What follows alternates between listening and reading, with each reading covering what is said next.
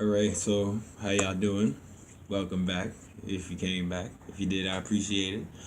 Um this is gonna be my prediction video for Super Showdown, the glorified house show that's gonna be in Australia on Saturday, in which us folks in the States, especially here on the East Coast, gotta wake up at 5 in the morning, which is quite ridiculous. So also after my predictions I got a few rumors that I've heard as a that could possibly happen, um, leading up to Survivor Series mainly.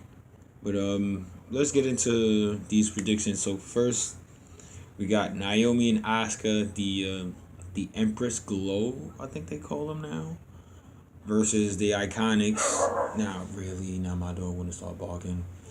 Um, Me personally, I want to see Naomi and Asuka win, especially with Asuka being the caliber athlete that she is. Naomi really hasn't done much on SmackDown lately since maybe last year, with the whole back and forth with Natalia with the women's title thing before she got drafted to Raw, and the Iconics being home field advantage, if you will, being back home in Australia.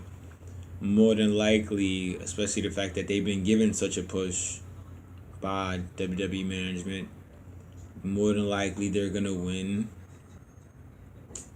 Like I said, I want Naomi to ask her to win, but my prediction that the Iconics are gonna go over, and Naomi and Asuka are gonna be, mitigated further and further down the mid card, which is sad.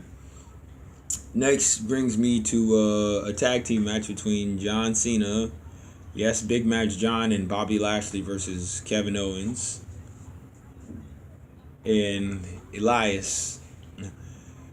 More than likely, we all know big match John. He don't really lose matches too often. Nobody still can really explain or fathom why he got squashed by the Undertaker in like less than 2 minutes at WrestleMania 34. But because of the whole Kevin Owens quit storyline and come back a week later, Elias seems to be like the only quote unquote jobber who isn't a jobber. Like, he loses like all the time, but he's not relegated to being labeled as enhancement talent. He's still viewed as a main event player, as he should be, but just put him in better storylines, and but put him in something that really matters instead of just cheap heat comedy segments every week where he talks about the city that he's in and how they suck, and yes, local sports team is trash and things of that sort. So, but if I had to, well, my prediction is that Cena and Lashley are gonna win, being the baby faces. John Cena being big match John, and just the way how they've buried in some ways. Maybe that might be to an extreme of a term, but how they've done Kevin Owens, dirty over the past few months, pretty much over the past year since WrestleMania 33 with the U.S. title thing. His career has been off and on. He had a bit of a spark with Sami Zayn, but Sami's out injured, so we're waiting for him to return and see. Hopefully, he can get that spark back. That WWE hopes to they can realize that because Kevin Owens is a main event player. Actually, he was Universal Champion at one point. So, yeah. Also, never got his rematch, by the way, but that's beside the point. Next, we got Ronda Rousey and the Bella Twins versus the Riot Squad. This is going to be very interesting, especially everything that happened last week with Brie Bella giving Liv the concussion with the yes kicks, and then botching a spot by forearming Ruby Riot in the face when she was supposed to take the forearm. And also, this possibly might plant the seeds for Nikki possibly turning on Ronda, costing them the match to set up this alleged women's title, well, not alleged, but this women's titles match between Ronda Rousey and Nikki Bella for the Raw Women's Championship. Ronda and the Bellas, obviously, because of their name power, It's, like I said, once again, the Riot Squad, a very talented group of women who deserve a lot better than just being, put stuck in a mid card in a sense. And Ruby Riot, especially for how she carried the end of that match with when Liv got her concussion. Yeah, she definitely deserves a lot more recognition and TV time than she does. Next, we got the Shield versus the Dogs of War. The Dogs of War being Braun Strowman, Dolph Ziggler, and Drew McIntyre. This is also another one which could possibly plant seeds for the Dean Ambrose heel turn. Seth being Intercontinental Champion, Roman being Universal Champion, and Dean being out. The amount of times that he had, the whole thing with Jason Jordan teaming with Seth to get the tag team titles, and just feeling like, what is the purpose of this? And also because it would be nice. Seth turned on the Shield in 2014. Dean, I think it would do his career like wonders if he turned, and thank God it's not Roman turning, because I think WWE would like implode if they would have turned Roman heel that way, and that wouldn't work. Roman is just a lost cause, a dead experiment, just whatever. Strowman, the Dogs of War, I say get the win. Maybe, possibly because Dean causes him the match, or some sort of distraction, interference. But the Dogs of War, they win to keep this whole thing going, and also further cement the plans for Dean Ambrose's heel turn. After that, we have the number one contenders match for the WWE title between Daniel Bryan and The Miz. Now, this is crazy because Daniel Bryan, if y'all know, he just came back after WrestleMania 34 after dealing with 2 years of being retired because of a neck injury, and WWE decided to clear him because he said he was adamant about wrestling, even if it wasn't for WWE. Daniel Bryan is still a big draw for WWE. Daniel Bryan is one of the biggest reasons that people still watch WWE. And so they want to keep him. So yeah, they're going to clear him. It was funny because there was, I heard rumblings before that, even though they cleared him, they would never put him back in the main event picture to be champion, because we all know how they view Bryan as a B-plus player back in 2014 when he had his miracle on Bourbon Street, which he won at WrestleMania 30. Wrestled twice, beat Triple H, and then beat Batista and Randy Orton in the same night to become World Heavyweight Champion. And The Miz, we know their story from Tough Enough, and how Miz was the mentor, and Bryan was the mentee, and how as they matured and progressed, Bryan made his own name, and Miz was still, stuck in this Hollywood mentality, type deal, which I believe is part of his character, but I also believe it's him now because of all the success that Miz has made. Miz is a great heel. He's an underrated heel. He's one of the more underrated people in the business and underappreciated. Now, in terms of Miz being WWE champion, I think now would be a great time for Miz to be champion, as opposed to his 2011 run where it was like, okay, mundane and mediocre, because of the investment that he has with Daniel Bryan now, because of how he's made the Intercontinental Championship like relevant again. Like, love him or hate him, like before The Miz, like, what was the Intercontinental Championship? It was like a staple. It was just a figure, so to speak. So I believe in terms of who do I think will win? Instead of me analyzing who do I think will win this match, I think Daniel Bryan will win the match, because it's about time he actually got one. The past couple pay-per-views, SummerSlam, Miz won, even though he cheated with the brass knuckles. Hell in a Cell in the mixed tag match, Miz and Maurice won. So it's about time Daniel Bryan gets a win. Now, just because he gets double one contendership doesn't mean he'll get the WWE title, whether it be on Samoa Joe or AJ Styles. But it would be nice to see him back in that picture and see where this story goes. After this, we have the Cruiserweight Championship between Cedric Alexander and Buddy Murphy, who's the hometown boy, like literally the hometown boy from Melbourne, Australia. It's been 35 days that Cedric Alexander has been cruiserweight champion since winning at WrestleMania 34 in the pre-show, albeit against Mustafa Ali, which was a great match, by the way, a real great match. Buddy Murphy, I really don't know much about Buddy Murphy. Like I said, I did my first 205 Live review yesterday. First time I watched 205 Live since Enzo came to the brand, and then after that, it was like, so I really haven't watched it. I can't really give too much. I do know more about Cedric Alexander and his in-ring work as opposed to Buddy Murphy, so I guess it's a bit biased. So I'm going to say Cedric retains, but that kind of goes at Buddy Murphy's expense and possibly get Cedric some heat as Buddy Murphy's the hometown boy. WWE doesn't go to Australia. I think the last time they were there was 2002 for the Global Warming Tour. Or event, I should say. So I'm going to say Cedric. It would be nice to see Buddy win, but I'm going to say Cedric.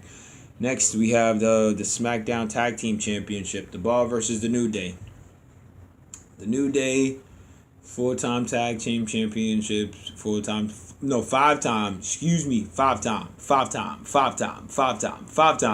SmackDown Tag Team Champions. Kofi being one of the longest reigning WWE champions of all time, not the champion like the top title, but he's been a WWE champion. He's been cumulatively, I think he's been a WWE champion 900 and maybe 56 days now, maybe about that time.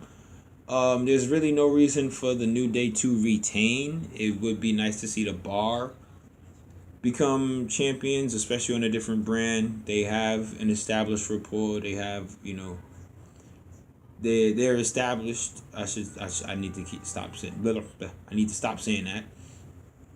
And this season, and quite frankly, it would be a nice change of pace to see the Bar with the tag team titles on SmackDown, as we haven't really had heel champions in the tag team division since. Well, let me change that. The Bludgeon Brothers, which was a few months ago. I almost thought back to the Usos, but yeah. The Bludgeon Brothers, and we know how that's going now with Big Rowan out on injured reserve. So I say the Bar wins because it would just be a nice change. It would just be nice to see the belts on a new tag team and give the division new life. And the New Day really doesn't need to keep the belts. The New Day is established. They're cemented as legends in the tag team division. It's just legends of the industry as a whole, with the charisma and everything that they've done over the years. Next, we got the SmackDown Women's Championship, which is Becky Lynch versus Charlotte. Quite frankly, yes, this is what I've been waiting for. This is what makes SmackDown what it is. Becky Lynch not caring at all. I'm tired of being in your shadow. Yeah, we was besties, but you come in out of nowhere and take my spotlight. You know what? Now I got you. Now you want to come back and fight me and do all this extra. We going to go back at it. Charlotte, established individual. Her father's one of the greatest of all time, Rick. But Charlotte, it's sad to see her being treated as she's been treated. More or less forced to be the female Roman Reigns, as a lot of people comparing her to. She had no reason being in that title match at SummerSlam. She just came back from an injury. Becky Lynch scratched her way up to get back to this title picture. So and is justly right to see Becky in the position that she's in. And she had a legit gripe making about everything about the posters and being on press releases and going on interviews. I'm Becky Balboa all day. So Becky to retain the SmackDown Women's Championship. Now we have the WWE Championship, which is AJ Styles versus Samoa Joe. There must be a winner, no countouts, no disqualifications. And more than likely, AJ's going to retain because there's going to be some sort of screw-up finish to keep the title on AJ, but without damaging Joe's credibility of him being in a title picture, this is only going to continue. This is only going to continue. My personal thought, like I said, my fantasy book, and I said it before, you got the number one contenders match with Daniel Bryan and The Miz. that whole thing ties in, and then somehow whoever wins that number one contendership, goes in, and the loser of the number one contenders match would interfere in the WWE title match because they felt they need to be in it, which would all set up to a fatal 4-way for the WWE Championship, either at more than likely at WrestleMania, but it could happen at Royal Rumble. That's fantasy booking. It's not gonna happen. This is just what I think and what I would like to happen. So Joe is gonna lose, sadly, because he deserves to be champion. It would be even nice to see them ping pong. But my prediction is AJ's gonna win this title. Retain, not win, but retain the WWE title. Now, last match of the evening, the main event, more than likely for the last time ever, which we all know is complete BS if you just look at once in a lifetime Rock and Cena. That happened twice. We got Undertaker with Kane versus Triple H in the HBK. Undertaker is gonna. Okay. This is kind of tough because Triple H, we know Triple H is known for burying folks because he want to win, he want the ego, he want the whole shebang bang. Undertaker might lose. I hope he doesn't lose. This is a tough call. If I had to predict, this is the purpose of this video, it's a prediction video. Undertaker is gonna win, but it's gonna set up the tag team match that's scheduled to or speculated to happen at Crown Jewel, in which it leads to Shawn Michaels' in-ring return after his retirement after 8 years. So Undertaker wins that match just to set up, plant seeds for the Brothers of Destruction versus DX. Now we got some other rumors in regards to certain talents and wrestlers now. According to WrestleLamia, a YouTube channel, Stone Cold Steve Austin may be, working out for a return. It's highly doubtful, but because of this whole Saudi Arabia deal, 10 years, who knows how much they get so much ridiculous money from this deal. It's crazy. So because the Saudi prince and Saudi authorities, they like the old school talents and the old stuff from the Attitude Era, they might want Stone Cold. Maybe if the figure is right enough, Stone Cold may actually fly to Saudi Arabia and do something. Even if it's not a match, he might do a skit. If it happens, I'm not saying he is. I'm not saying it's confirmed. This is just speculation. Also, The Rock was offered an 8-figure deal for for next year, maybe starting with the Crown Jewel event. They've been talking about The Rock possibly coming back for a minute now with the whole Roman Reigns thing, set up a feud between The Rock and Roman Reigns, the Samoan bloodline, and maybe in another feeble attempt to try to get Roman over. Also, for the reality folks out there, John Cena and Nikki Bella are still together. Who really cares? I don't. Just storyline, kayfabe. I guess they're trying to bring kayfabe back. Yay, kayfabe.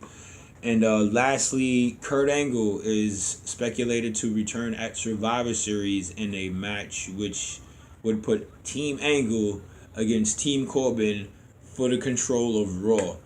So it would be nice to see, it'd be nice to see Kurt return. It's more or less wondering what the teams would be like for this Survivor Series matchup. Let me know what you think. What your picks for Team Angle and Team Corbin might be. Also, one other point I noticed throughout this entire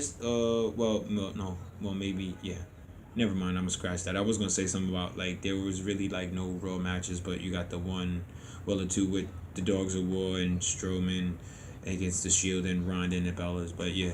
Anyway, feel free to like, comment, subscribe, share. Thank you for watching. This, like I said, it's still in a rough process. We're getting everything situated more and more now. And thank you for your time, and I'll see you in the next one.